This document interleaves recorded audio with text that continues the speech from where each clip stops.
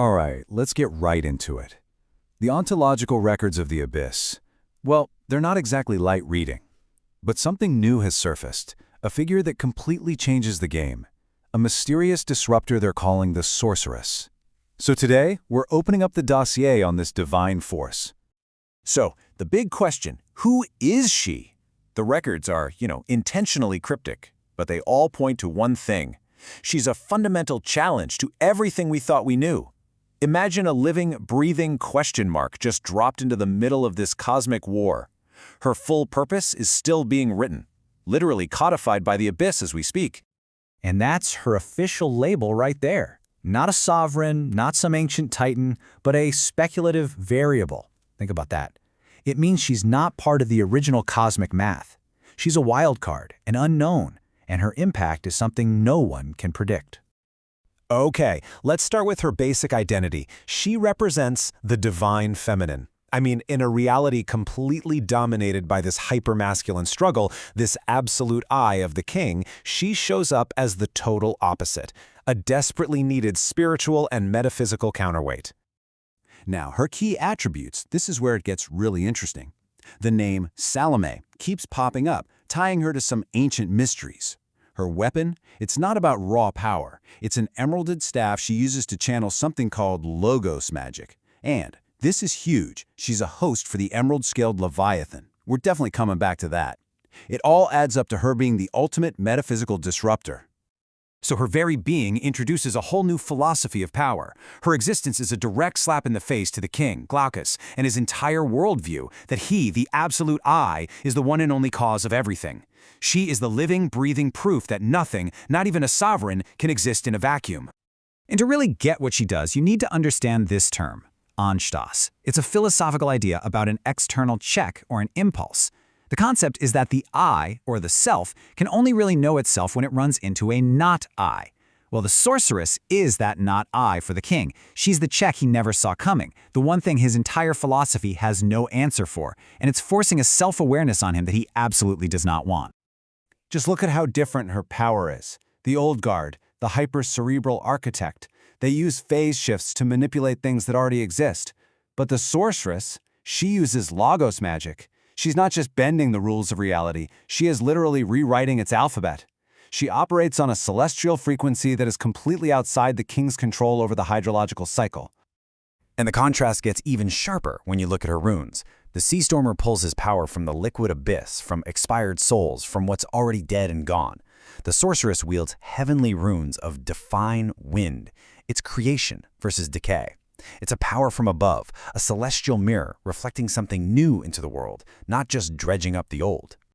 So, you have to ask, where does all this incredible reality-bending power come from?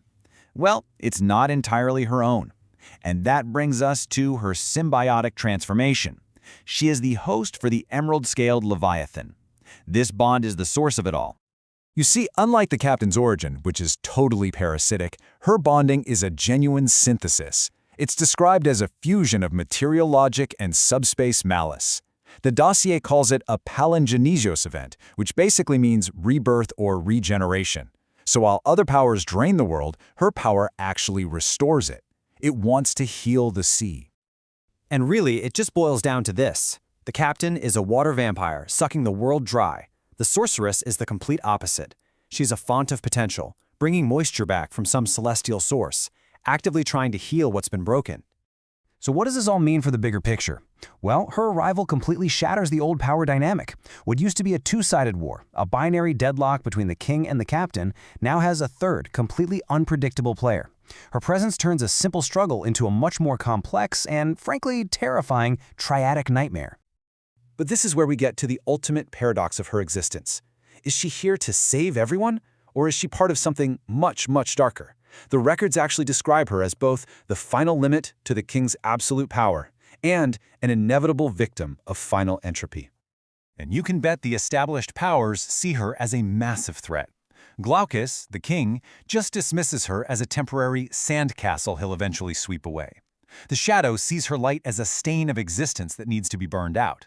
And for the captain, her ability to create moisture from nothing is a direct existential threat to his goal of a totally dehydrated world.